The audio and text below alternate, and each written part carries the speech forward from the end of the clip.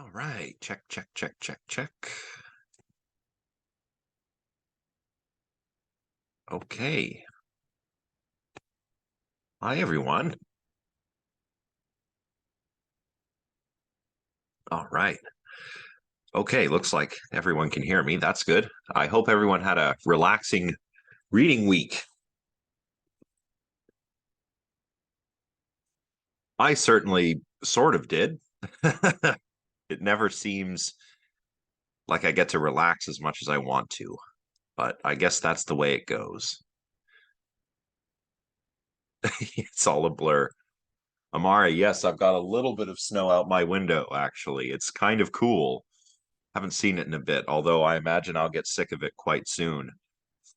So, I just have a few housekeeping things to discuss um, before we get going with the materials. This is a dense chapter that we're covering this week, um, and it's really, I guess, in a way, it's whoopsie daisy. It's our first proper foray into or maybe not our first, but it's a good proper foray into metaphysics, right? So I'll say a bit about that in a second. Let's do the housekeeping stuff. So it's really just one thing. It's the grades for test number one. The TAs are all finished marking, and I just have to mark a few tests this afternoon and this evening. Um, so I'll have those grades ready for you by this evening. So you'll see feedback later tonight or tomorrow morning if you go to sleep early, probably. Um, from what I've seen so far, the grades are pretty good. A lot of you did pretty well. Um, a few of you did really well. Um, I didn't see I didn't see that many like really bad marks, which is encouraging. So good for you guys. Um okay, Kaylin, I'll answer that in a moment. But good question. I'll answer that in just a moment. Um so yeah, I mean, I think I know I haven't released the grades yet, but things are pretty encouraging. It looks like everyone is learning the materials pretty well. These materials are not, I mean, for a first year philosophy class, this is not really the easiest course. So you guys are doing pretty good, and that's great. And I hope that you're pleased with your grades when you receive them. You should give yourselves a pat on the back because I think you're all doing pretty good. Um, the second thing is that I'm working on a list of possible essay topics. I want to have that up this week. And that's a good segue into Kaylin's question in the chat, which is there a specific time we need to start the essay? Um, so you were caught up over the break. That's really good. Uh, so you forgot to storm for oh, you mean you were caught up in doing everything else that you forgot to brainstorm for topics. I see. That's fine. I am going to release a list of possible topics. And the topics are going to follow kind of the guiding questions of the chapter. Or not the guiding questions, but the themes of each chapter of the book. So um we're talking things like do our senses represent the world the way it really is? Um, that's the question we started with, right? When we looked at our chapter on skepticism, all the way to the biggest questions of all, which come towards the end of the book, like do we have freedom of the will? Or does God exist or not exist? You can also and this is something I said in my essay writing lecture, you can do an adjudicative paper. So um, you don't have to answer a question in the positive or in the negative, right? So if your question is, does God exist? You know, you can argue yes or no, right? Or you can compare two or more um, ideas or schools of thought and adjudicate or decide between them. So, for example, you could do this with um, rationalism and empiricism. Which is the best way to understand knowledge? Is it the rationalist way? Knowledge primarily comes from the intellect? Or is it the empiricist way? Knowledge comes from the senses, right? You can adjudicate between those two positions. A few other ones. What is the nature of the mind? That is something that's coming up in the next few weeks, but that's probably my favorite question. Um, what is the nature of the mind? I have another class on this at the moment. Is the mind something like a soul, or is the mind more like perhaps a computer? Uh, that's a really cool question. You can also come up with your own topics, and I encourage you to do so. But I would like to have this list available for those who are having trouble thinking up a topic, right? So the questions will be basically quite straightforward. Um, I'll probably try to come up with 5 to 10 topics for you to choose from. But of course, for those who had their heart set on something else, don't feel limited by the list that I'm going to make available. So that finally brings me around to Kalen's question. You should start as soon as possible. Not to rush you, but time does have a way of getting away from us, right? And this essay is due on the last day of class, and it's not a long essay, so it's something that you can certainly complete within a week or so. If you're really focusing on it, you can easily complete it in a short amount of time. But it's best to have as much time uh, as you can give yourself to do that, because that leaves you a lot of time for revising, editing, and making the essay as good as it can be. So no rush, but it is good to start the essay as soon as possible. I think the last day of class is what, December 8th? So a little over a month, right? So you can easily complete an essay in much less, an essay of this length in much less time than a month. But the sooner you begin, the better. And for those who are a little bit stuck, I will try and, well, no, I will not try. I will have that list of topics for you by the end of the week at the latest. Okay, so that's the housekeeping stuff. Um, let's move on to the meat and potatoes, as it were. So I did mention that this is kind of a dense one, right? And it's one of our first I think proper forays into metaphysics. A lot of what we've been doing so far has been um, about epistemology, right? The theory of knowledge or the study of knowledge. Um, what is knowledge? How do we know when we have it? What are our justification conditions? We've gone through everything from traditional epistemology, naturalized epistemology, reliabilism, foundationalism, coherentism, rationalism, empiricism, right? It's been heavily epistemological, talking about knowledge. Now we're talking about reality, or what kinds of things exist. And our question today is, and tomorrow, or not tomorrow, but Wednesday, our questions for these days are: do universals exist? And I think it'll become pretty straightforward if it's not already clear to you what universals are and what particulars are. It should be clear by the end of today.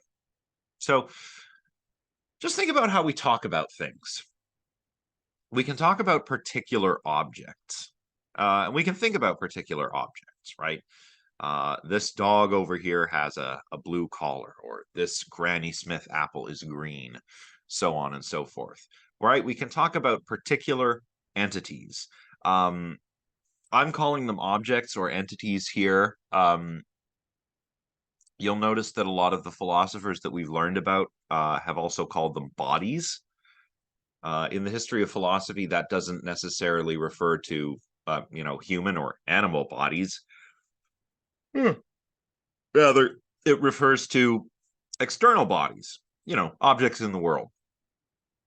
So I can talk about particular things, but I can talk about things in a more universal way as well.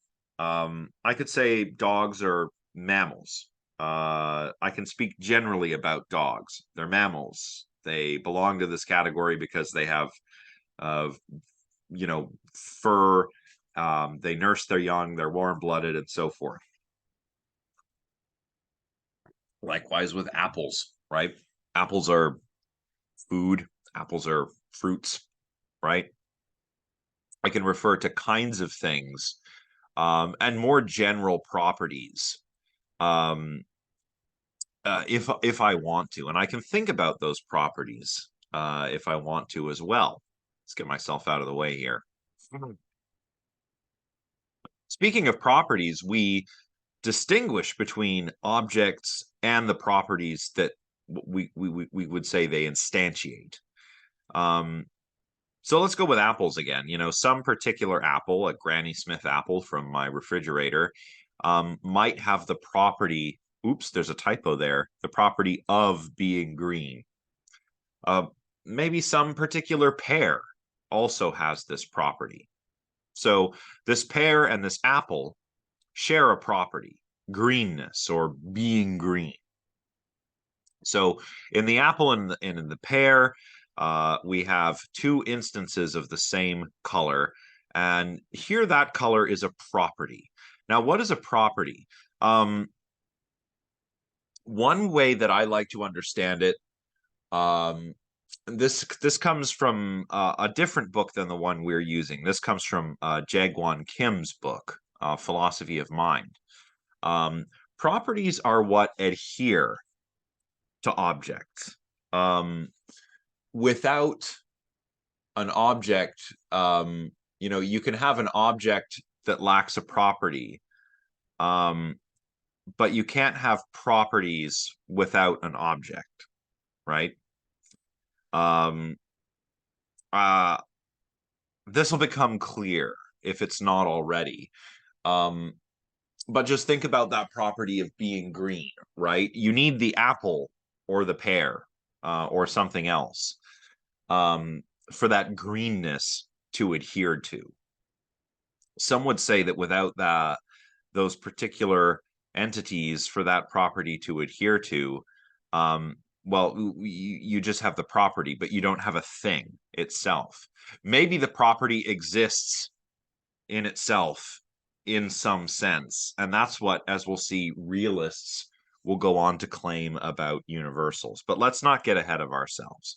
So properties adhere to objects. So in this case, our property is greenness or being green. So we would say that the property of being green is predicable of different objects. Certain kinds of apples, like Granny Smith apples, certain kinds of pears might share the same shade of green. I've seen cars painted quite bright green, or electric guitars. I play the guitar and I like guitars with really tacky and garish colors, and there are some really sick looking green electric guitars out there. If you're Kermit the Frog, you instantiate the property green, or you are predicable of the property green. Avocados, of course. I didn't put avocados here because they're a darker shade of green than Kermit the Frog and Granny Smith apples, but it seems to me that Kermit the Frog and Granny Smith apples instantiate about the same shade of green. You could treat different kinds of the color green as different properties here, right? So this property is predicable of many different objects. We could say that we also predicate the same property, being green, of many different objects.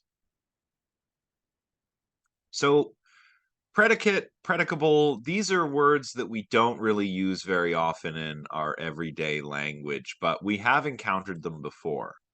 When we talked about Kant, um, we distinguish between subject concepts and predicate concepts. So the predicate concepts are the ones that name the properties, right? So all bachelors are unmarried men. The property that is associated with being a bachelor, the predicate property, is being an unmarried man, right? You guys see what I mean? We'll just stop because I'm using a lot of new words. Let's get a sense in the chat of where we're at. If everybody's following me so far, or better yet, speak up if you're not following me. And if no one speaks up, we will just continue. Oh, I think I'm getting a cold. Okay, so Courtney's thinking.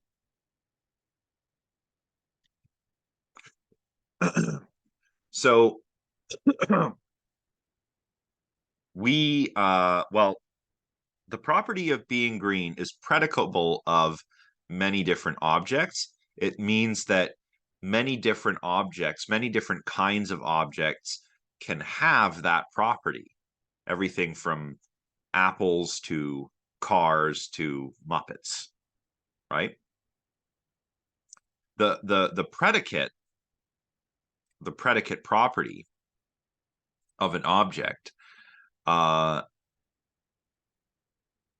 is the thing that describes in some important sense what it is. So if you go back to Kant's example, right?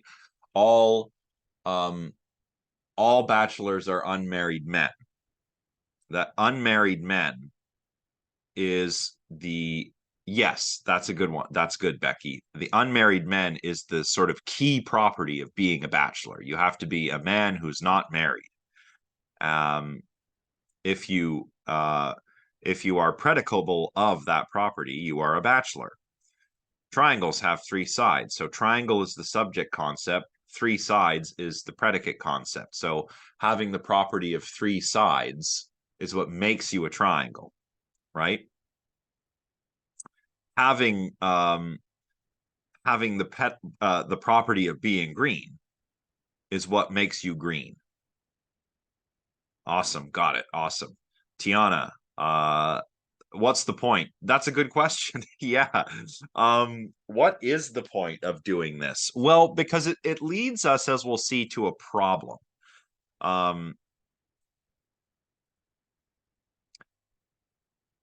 The property is what we predicate. The property is what we say, okay, so this object has this property. It's just a fancy word. It's just a fancy word.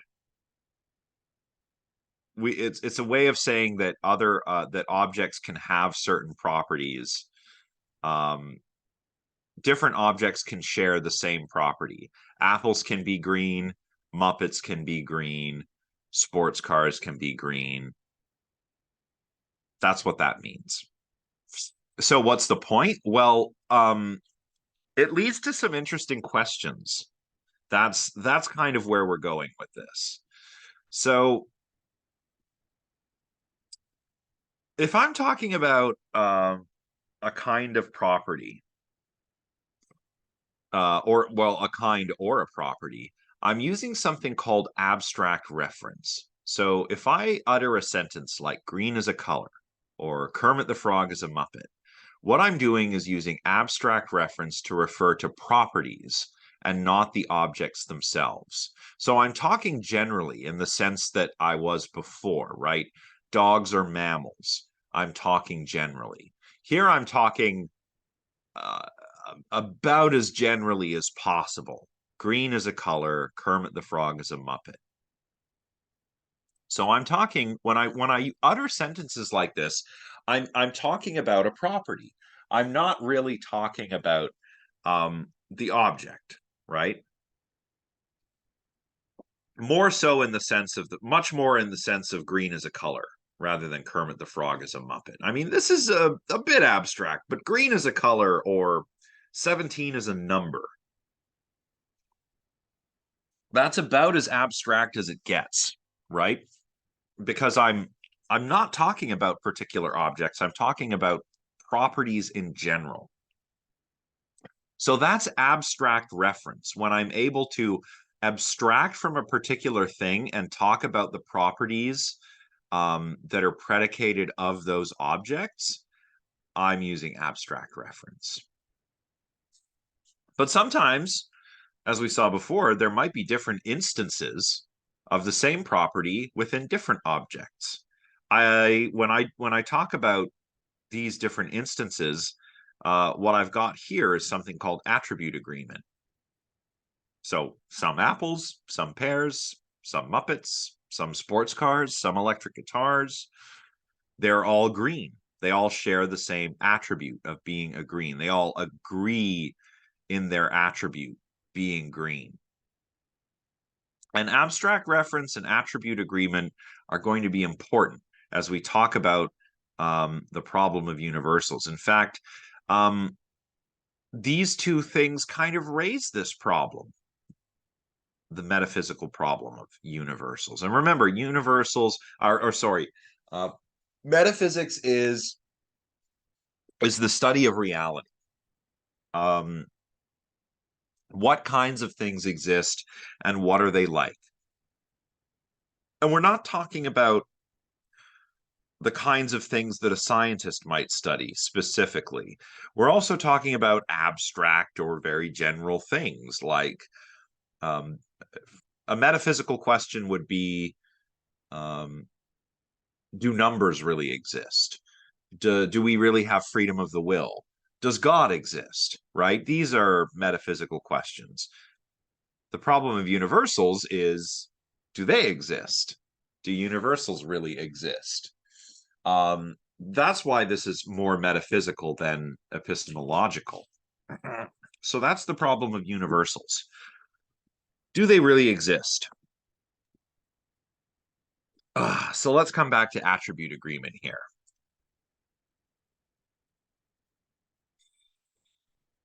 So when we have instances of the same property occurring in different places, we group them together. And we do this because these objects share something in common. If I say that Kermit the Frog, for example, instantiates the color green, I can say the same thing about a Granny Smith apple or a pear or any of the other objects I mentioned before. I'm grouping these things together because of their shared attribute, greenness. I'm saying all of these things have the same property. And that property, being green, stands over and above all of these individual objects, all of these different kinds of objects. And I can do this not just with concrete things like Muppets and various fruits. I can also do it with abstract things as well. So a couple of the examples mentioned in the book are courage or virtue. I mean, these things are abstract. As we'll see in various Platonic dialogues, right? We have the character Socrates asking one of his interlocutors, okay, so tell me about virtue, for example, in the Meno. And Meno names a bunch of particular virtues.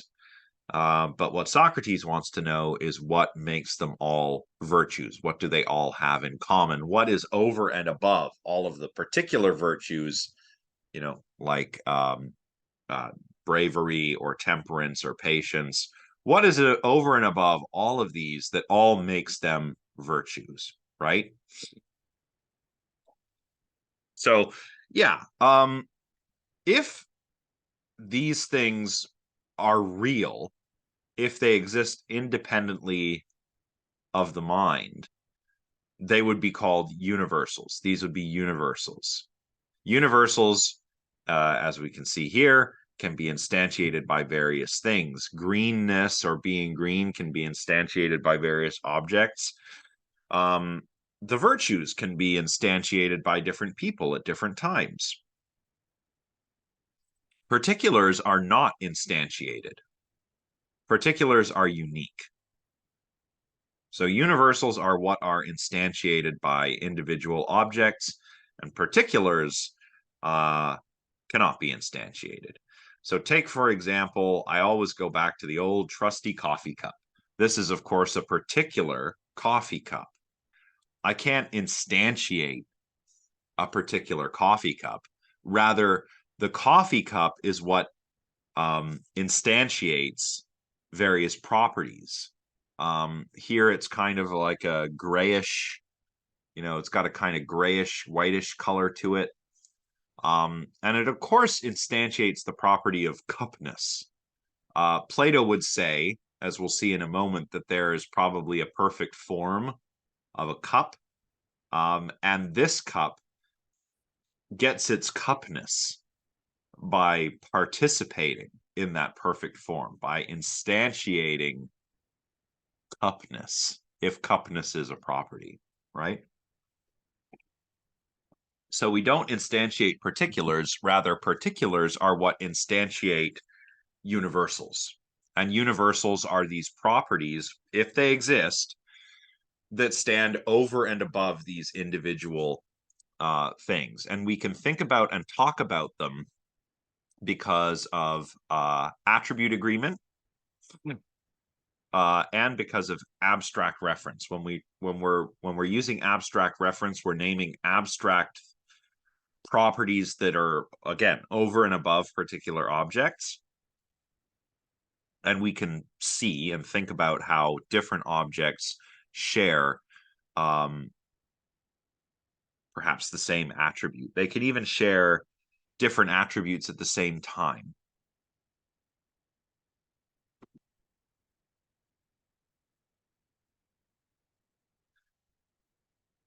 I would no people aren't instantiated, but people instantiate various properties.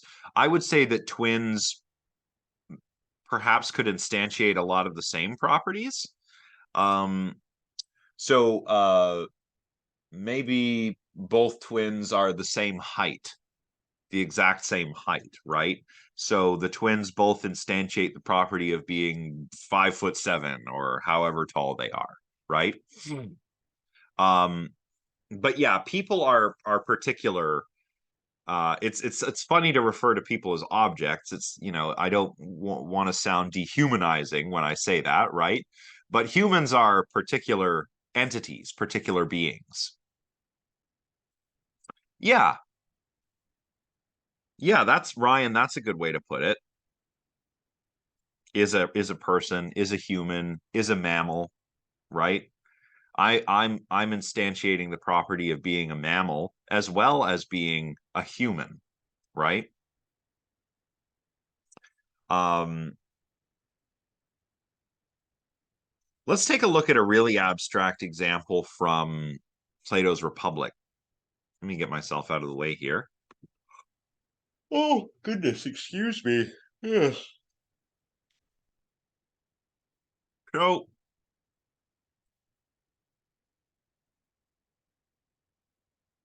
this is a short exchange between Socrates and Glaucon from the Republic. Glaucon, the real Glaucon, was probably Plato's brother. And Socrates was, of course, Plato's teacher.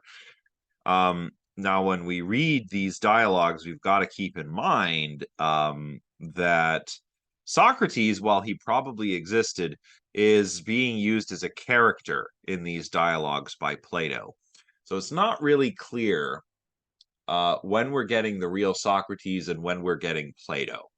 It's probably the case that in Plato's earlier dialogues, we're getting more of Socrates and himself.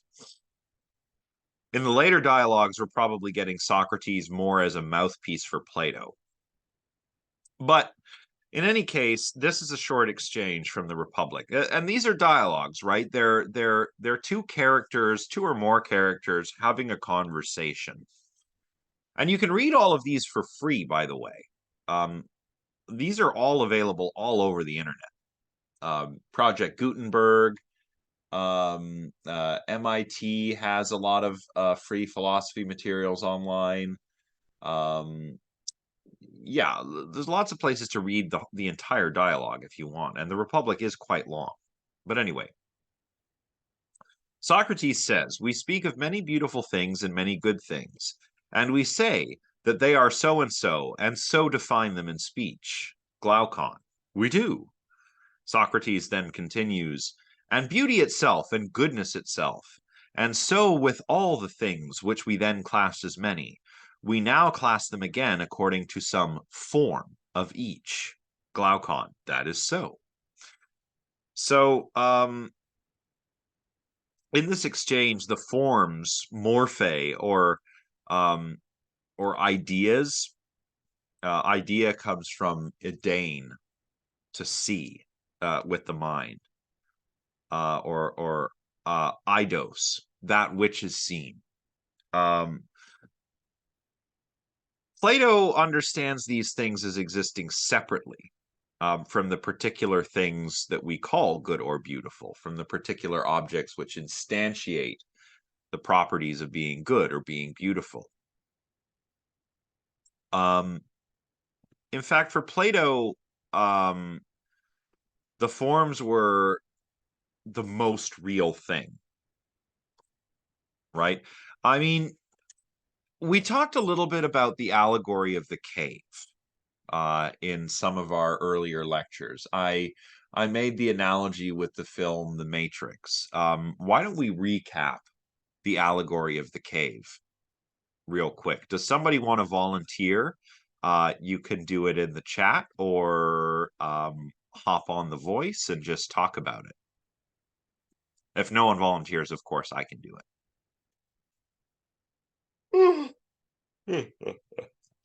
Oh, excuse me. I can explain. Okay, go ahead. Plato's allegory of the cave was the idea of a group of prisoners who were held captive in a cave and were shown shadow figures reflected on the wall.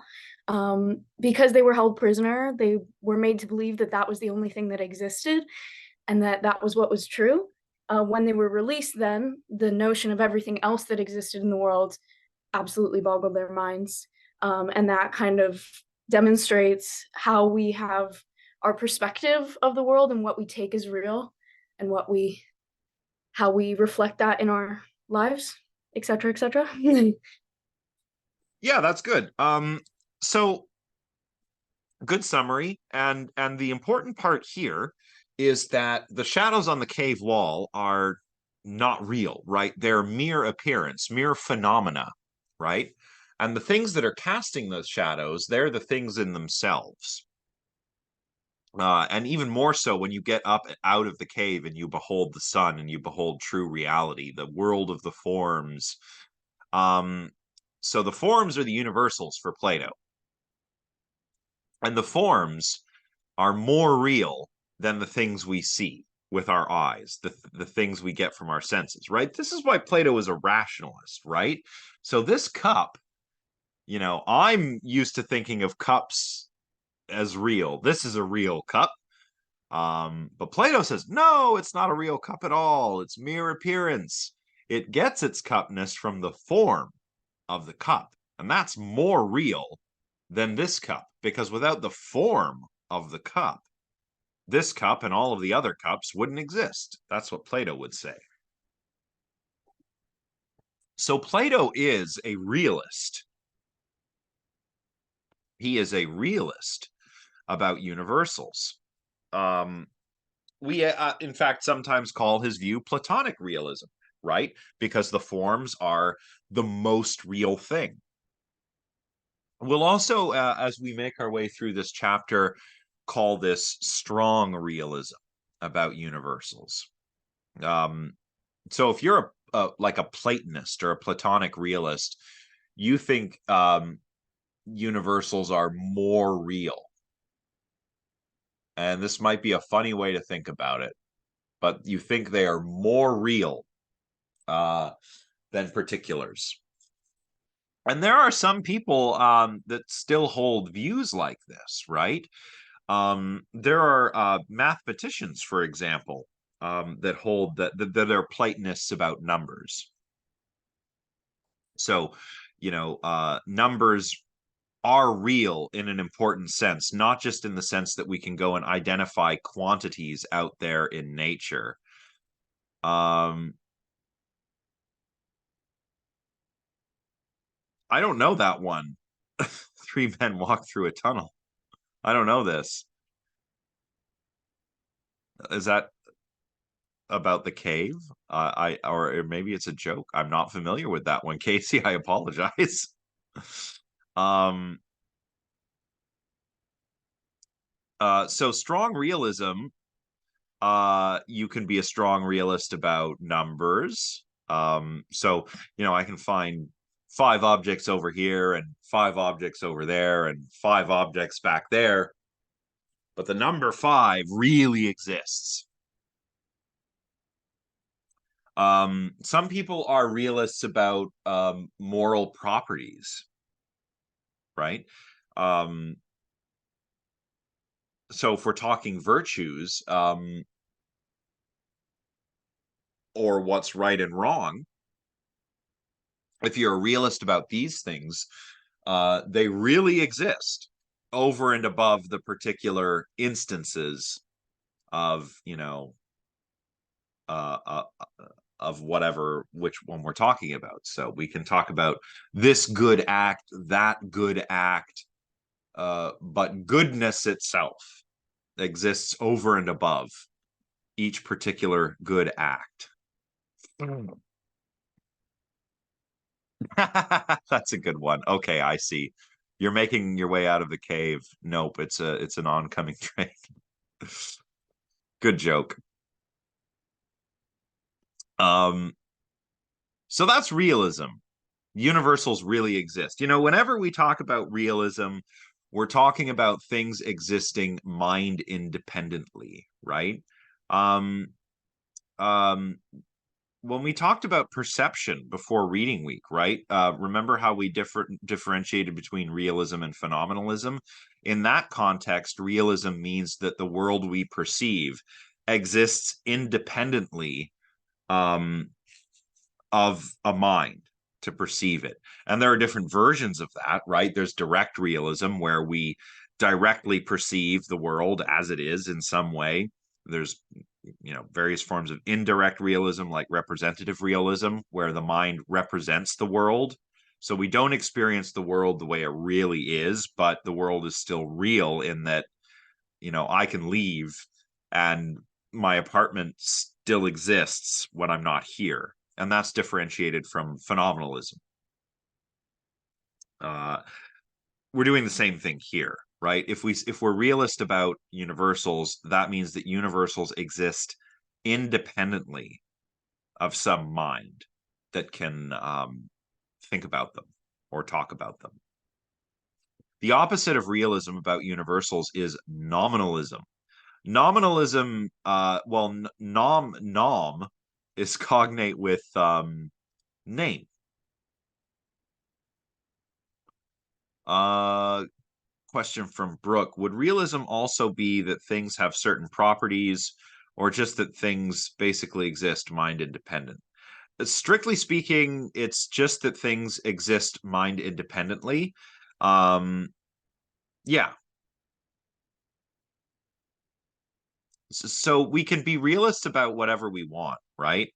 Um, if you're a realist about the world, then the radio will still exist and play music when you're not around.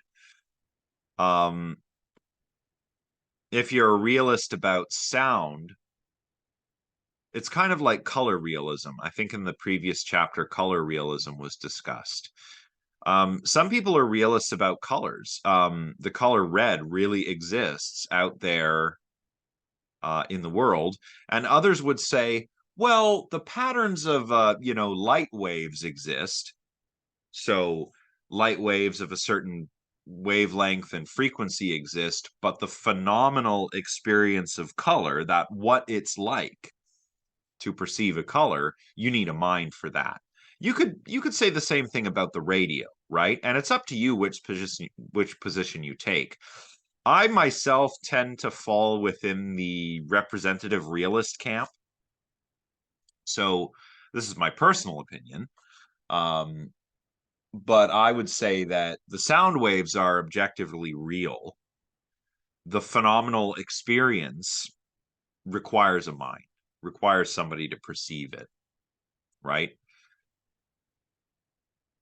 Now, you could be a realist about sound and color, or you could be a phenomenalist. I don't care. Um, I'm just here to teach you all of the different options. But that's how I make sense of it. So I hope that helps. So yeah, nominalism, nom nom nom. This has to do with names. So if you're a nominalist, universals don't exist. There are just particular things and just particular occurrences of properties. And sure, we give them names, right? I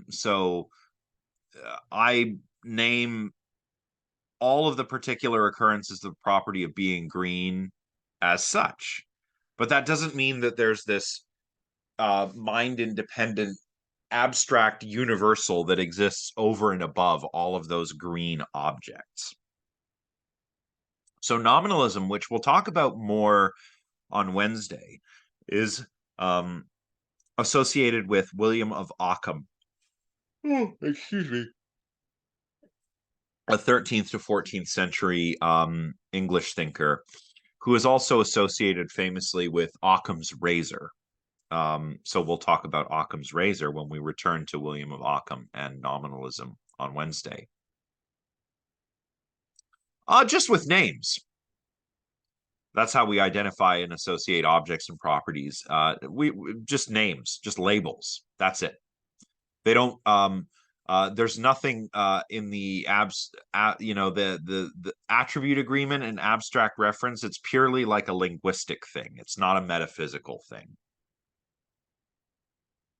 A cup is a cup because um, it looks like other cups, and we call it cups. So there's a particular instance of this property of cupness, and in my cupboard there are a whole lot of other particular instances of cupness. But there's no form of the cup if you're a nominalist, right? There's just a whole bunch of cups. Yeah. Um, there's some middle ground. These are kind of like on opposite ends of the spectrum, if you like, with respect to universals. But there's some middle ground. One of those middle grounds is moderate realism, which says that universals exist, but not as separate objects. So if Plato is a strong realist, universals are forms and they exist separately from particulars. And not only that, they're more real than the particulars. Aristotle would say that, well, universals exist, but not as separate objects. Um, they're kind of in the objects that instantiate them. No, a form is an idea that's not instantiated. Yeah, I mean, the forms exist separately, over and above particulars, and objects instantiate those universals, those properties. Yeah, I apologize. Yeah, so cups. The form of the cup for Plato exists over and above every individual cup that there is. And it's grasped by the intellect. But this particular cup is instantiating that property, being a cup. Here's an instance of a cup. There's a form of the cup that's more real, and this is an instance of a cup, a particular cup. That's what we mean by instantiation.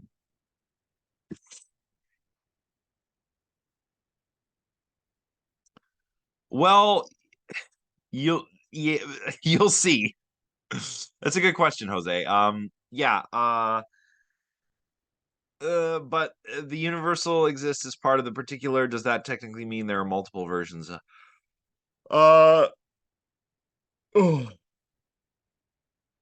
Um, maybe not multiple versions of the same particular, but there can be different universals instantiated in the same particular.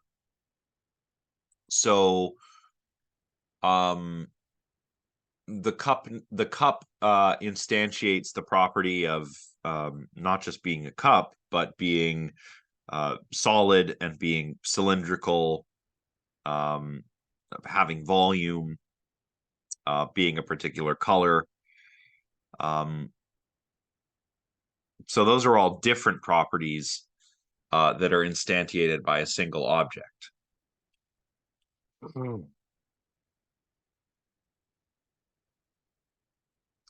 Yeah, yeah, the cupness doesn't exist as a separate object in some kind of metaphysical beyond.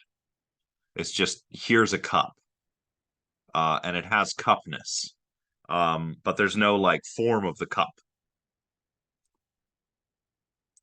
Um, there's also conceptualism, which I quite like. Um, Universals are just concepts. So they're ideas, but they're not ideas in the Platonic sense. They're not like capital I ideas. They're ideas in the mind.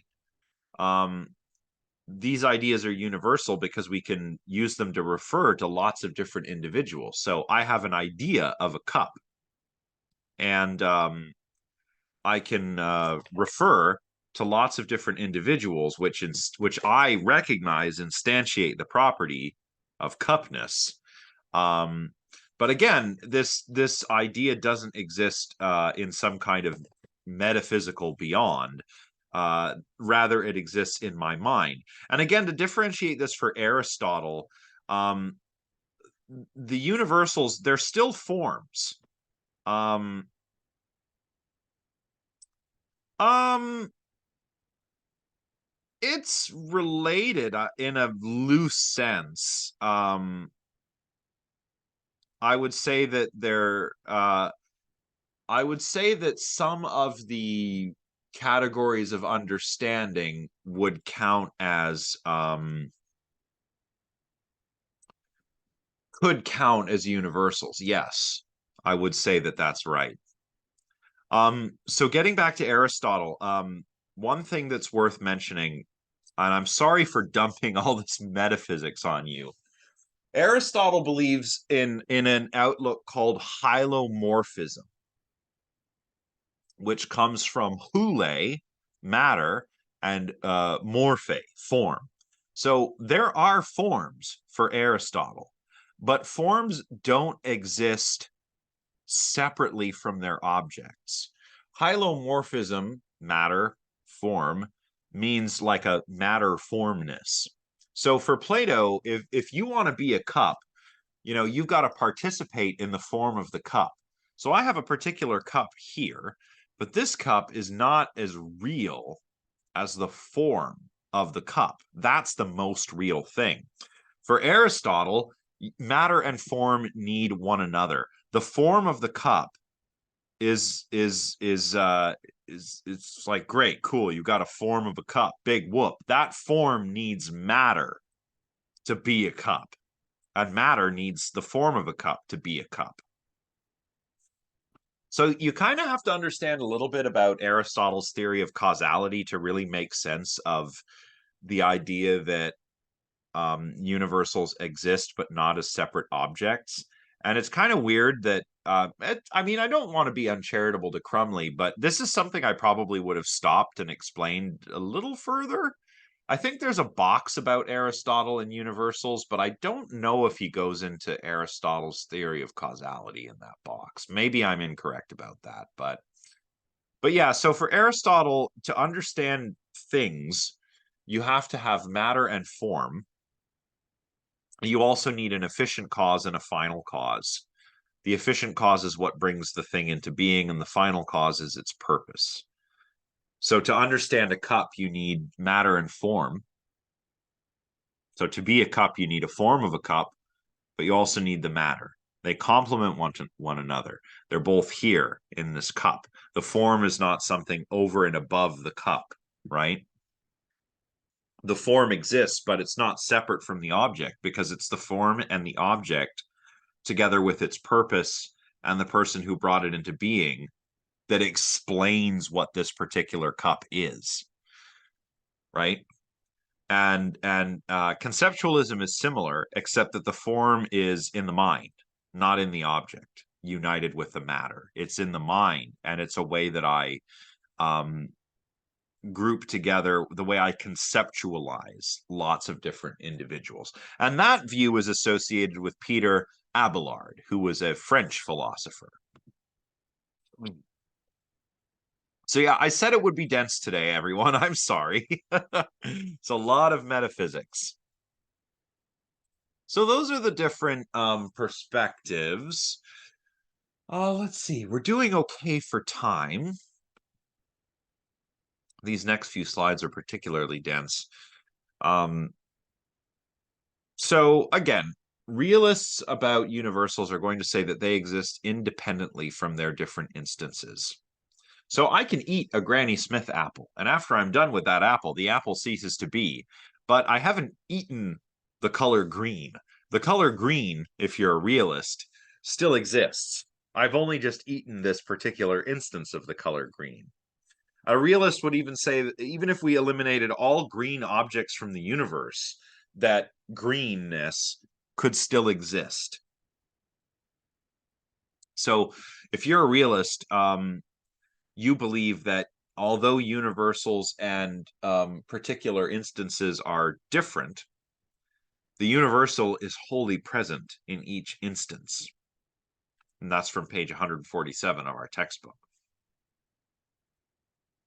And this is different from being a member of a class or a category, right? Like take this class. Each of you is a member of this class. You are present in the class, but the entire class is not present in you. But if you're a green object, that universal of that particular shade of greenness is present in you, whether you're an apple, an electric guitar, or a Muppet, right? Realists also say that universals are non-physical. So universals are not made of matter. They don't take up any space. They're not made out of energy, right? So there's something non-physical. You can see this in Plato, right? The forms are non-physical. They're non-physical.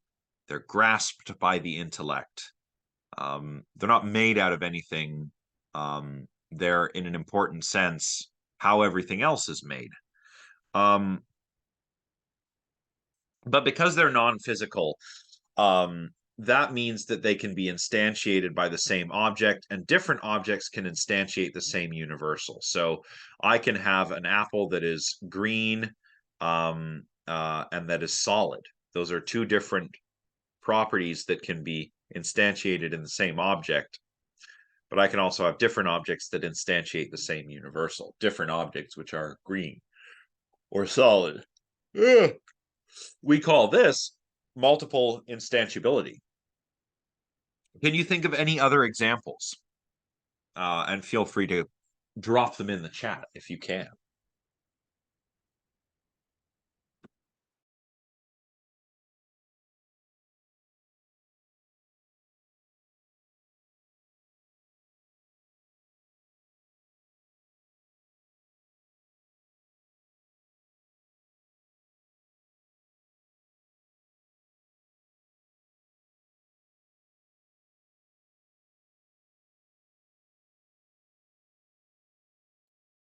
Yeah, so sugar, yeah, sugar is sweet, but so are other things, right? Like stevia, that artificial sweetener, that plant-based one. I've seen commercials for it. I don't particularly enjoy it myself, but it's also sweet. So sweetness here is a property that's instantiated by different kinds of things. Or like my cup example earlier, right? This cup, it's a cup for sure, but it's also solid. It's cylindrical. It has volume, right? These are all different. It's kind of like a whitish, grayish color, right? So it has all these different properties all in the same object. And as Plato would say, since universals are non-physical items, they're not really discovered by the senses, but by the mind, by the intellect. Can you think of other abstract objects that we know via the intellect? If you had a stick with green on both ends separated by a red stripe, I guess you could say that. I would just say that it instantiates two different properties, being green and being red. I guess you could say it instantiates green twice, but you could say that, but I don't think many people would. They just want to know that it instantiates a particular property, in this case, greenness. But I'm not sure. I have to admit, I'm a pretty lousy metaphysician. So, um, but I would my suspicion is that people would say it instantiates greenness and redness simultaneously, as well as perhaps stickness, whatever that means. Maybe it has length and is cylindrical or something, right? Mm. But yeah, how about abstract objects that we don't discover with the senses? Can we think of any of those?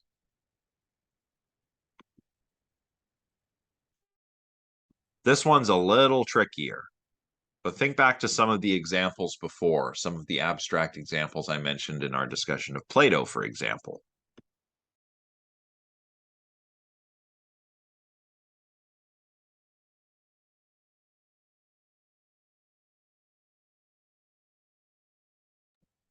Yeah, so something like kindness, right? Like maybe kindness is a virtue. Yeah, exactly. So that's something that's very much in the abstract that we might grasp with the intellect. The virtues, um, numbers.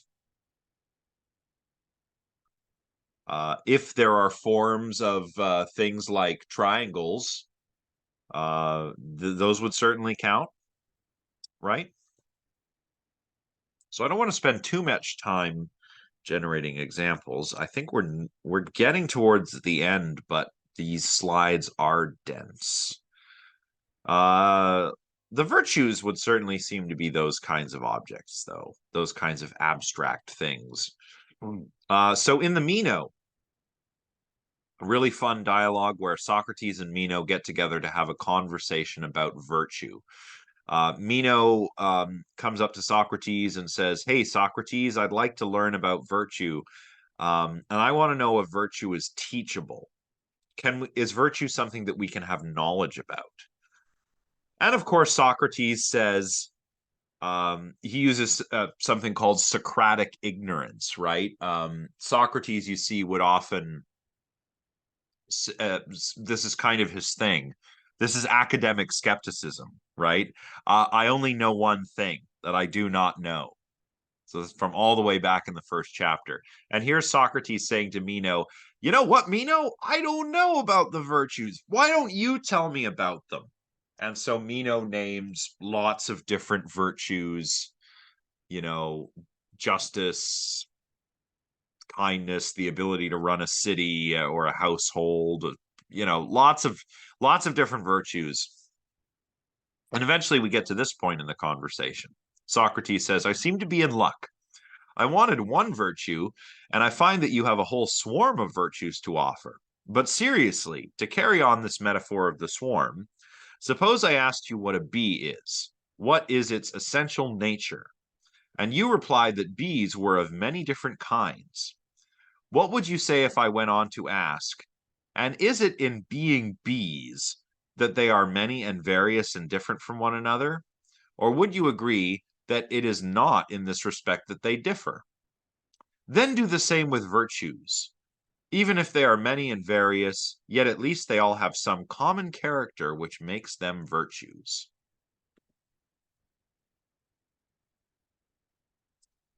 Yeah, I mean, yeah, it's interesting that you say that. Um, in the Meno, they actually end up, this is also the dialogue where we get that first instance of the traditional analysis of knowledge of the justified true belief account of knowledge.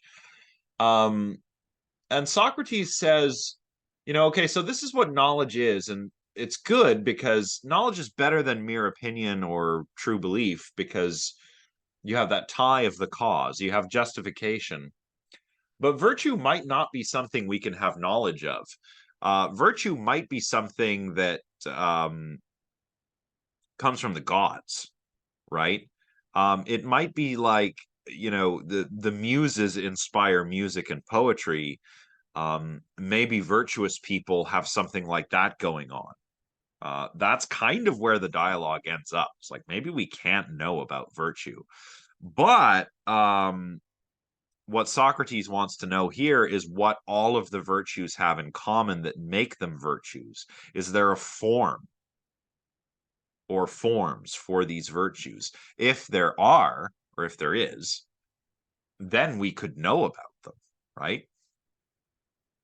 Well, in any case, Socrates is relying on attribute agreement here, in addition to abstract reference, right? He wants to know, like the swarm of bees, what attributes do they all share in common with one another that makes them all bees?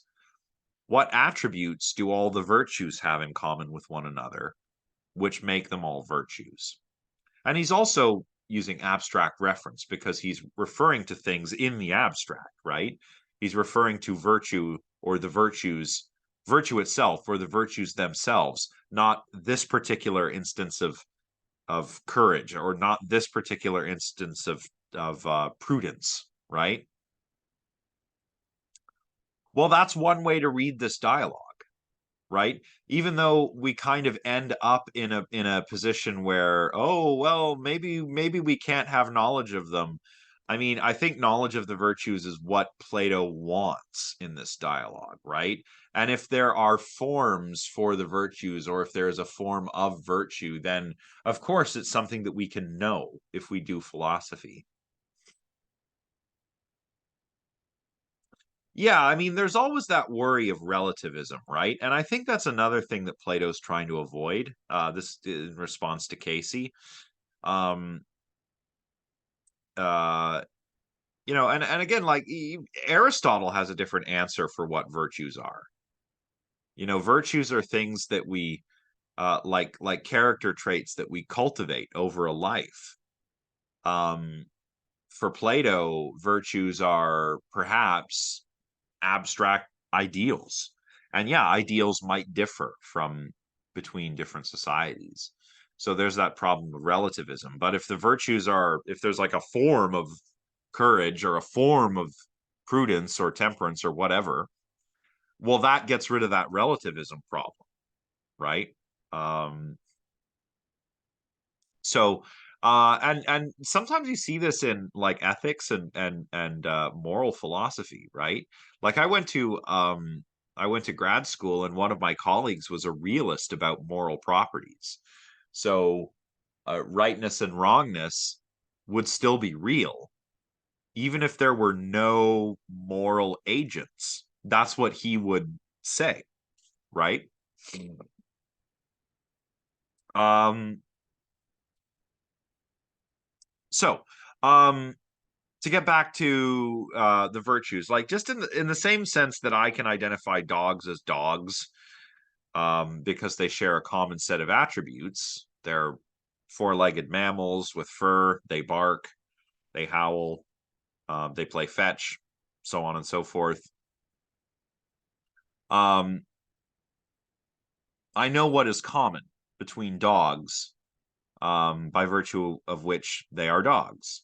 Socrates wants to know the common attributes of the different virtues. And there are lots of virtues: courage, wisdom, temperance, prudence, charity. Um, virtue, oh, I should have mentioned this. Virtue in ancient Greek, virtue, the word for virtue is arete, and that simply means excellence.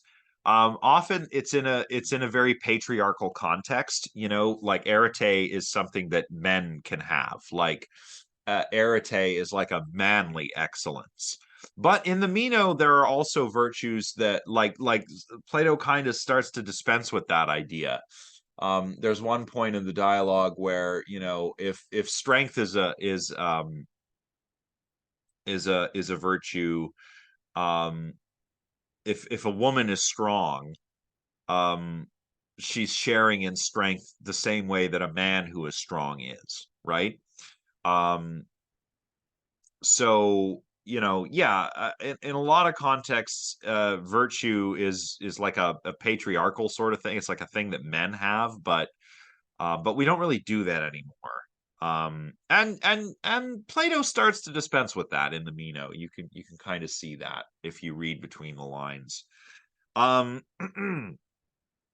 so anyway, for Plato and Socrates, we've got to acknowledge the existence of universals. So they're realists about universals.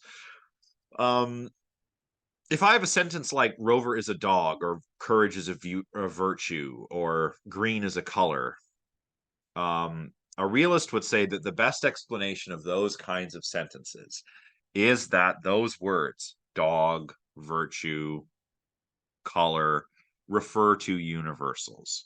And if you're a Platonist or a strong realist, you would say that these universals are the forms or the ideas.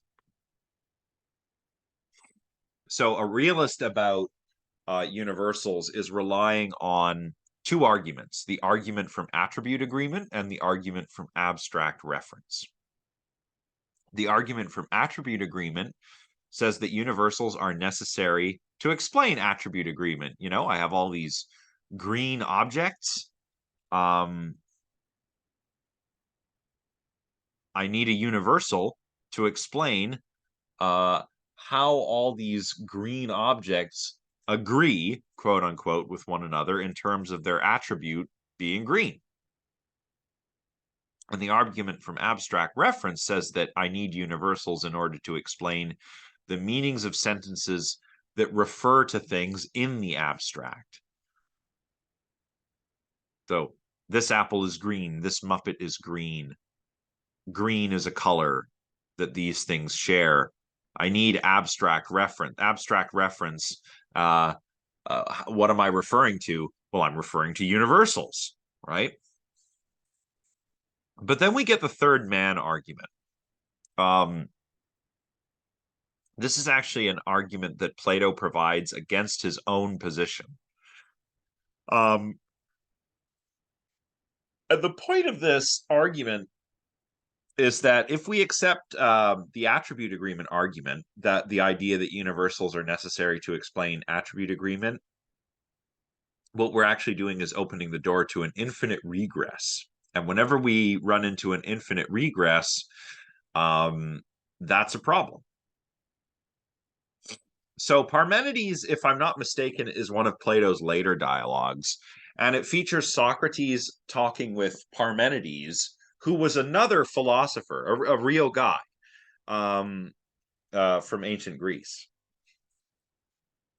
So the example that we'll find discussed in the passages from the dialogue that we're going to look at is largeness. Oh my goodness, I keep yawning. I'm so sorry. Ugh. So say that we have two large objects. If you're a realist about universals, you would say that both of the objects are large by virtue of the fact that they both instantiate the property that we're interested in, that is largeness. So they agree in their attributes of largeness. So what's the problem? Well, this is the problem. This is the third man argument. So Parmenides says, but now take largeness itself, which is the universal, and the other things which are large are two large objects. Suppose you look at all these the same way in your mind's eye. Will not yet another unity make its appearance, a largeness, another universal, by virtue of which they all appear large? Socrates replies, so it would seem. If so, a second form of largeness will present itself over and above largeness itself and all the things that share in it. And again, covering all these, yet another, which will make all of them large. So each of your forms will no longer be one, but an indefinite number. So what's the problem here? Well, let's break it down in plain language. Our universals, if we're realists about universals, according to the attribute agreement argument, our universals are supposed to explain the similarities between the attributes that different individual objects share, right? So I have two large objects. So I postulate this universal largeness that explains why these attributes agree with one another. So I have large object A and large object B, and A and B are both large because of this universal largeness. They share this attribute because there's this universal thing that stands over and above the both of them, which they both participate in. Now, what Parmenides is saying in this dialogue is that if this is true, then now I need another universal to explain the likeness between the large objects and my first universal largeness. So I can say, okay, I have large objects A and B, and I can envision them in my mind's eye as standing under the universal largeness. So A and B are similar because they share in the attribute of largeness. But now I have to explain why A and B are similar to largeness. So I need another form. And now I need to explain why A and B and largeness are similar to that form. So I need another form, and another, and another, and another, ad infinitum, or to infinity. And that is a problem. Well, yeah, but that doesn't solve the problem, right? The problem isn't that we need a scale between large and small. The problem is, what is it like what exactly do all of these things have in common with one another?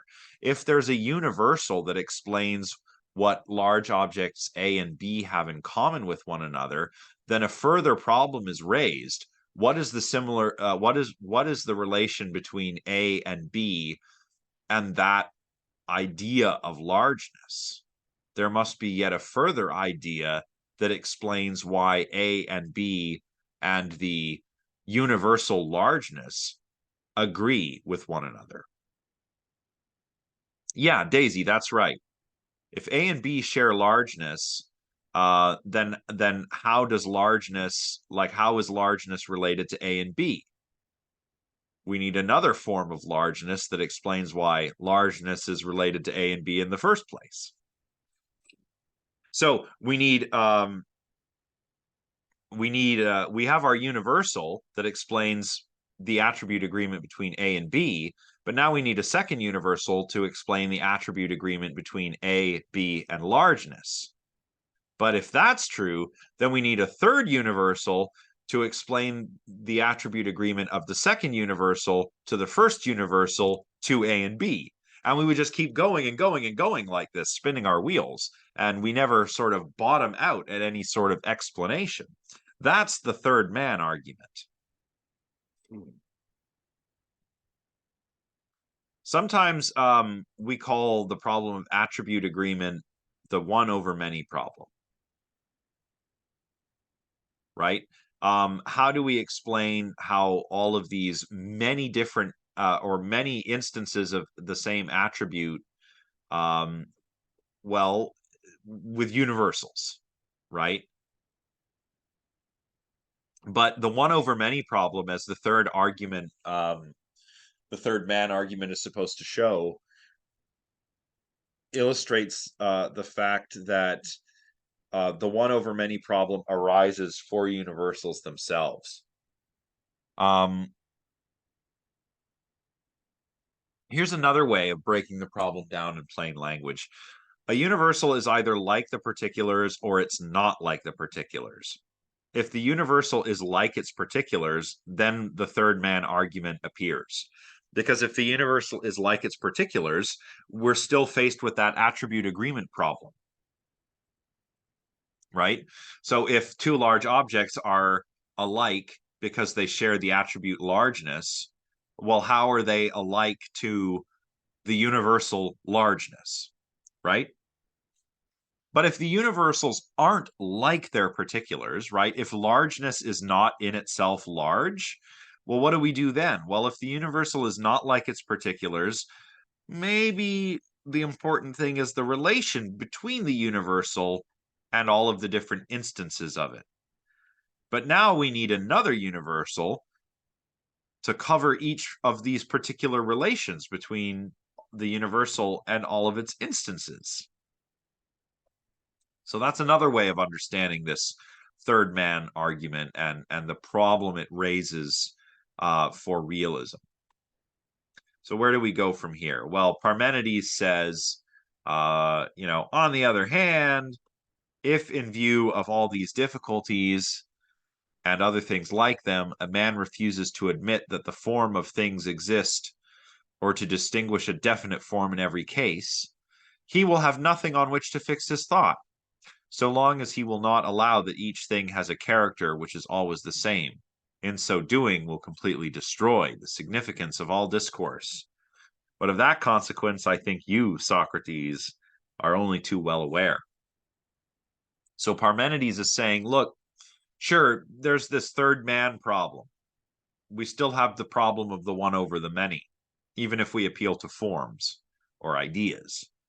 But that being said, maybe what we need is something like universals that really exist as a necessary condition of thought and language, because these forms or ideas anchor our thoughts.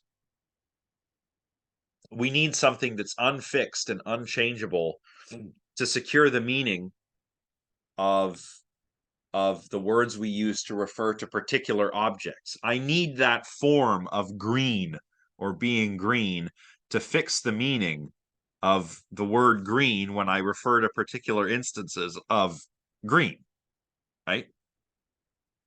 That is what Parmenides is saying to Socrates in this dialogue.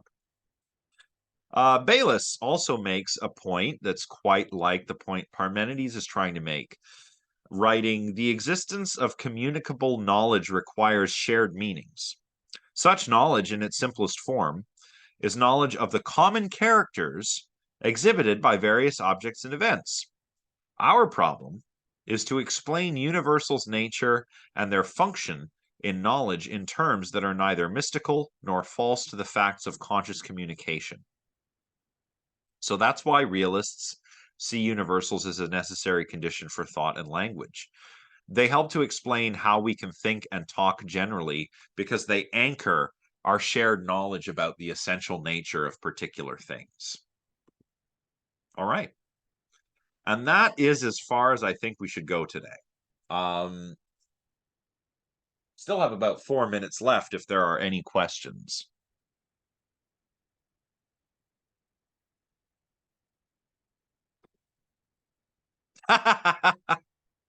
Yes. Yeah, I mean, well, that's why I upload them, right? So do watch this again if you need to. Do review parts of the chapter if necessary. Maybe we'll do a little recap, and I'll try to make nominalism, moderate realism, and conceptualism as painless as I can. But that's what we'll talk about next time. So we'll finish the rest of the chapter. And keep an eye out for that list of essay topics. It should be available sometime this week, so check in on the helpful materials module, the one down at the bottom of our little table of contents on Brightspace. I'll post it there. And later today, probably this evening, I'll have your test grades. Again, the TAs are done. Regina, Karanvir, and Lockie all did a great job. I am the one who was a little behind, so I apologize for that, but I will have everything done later on today.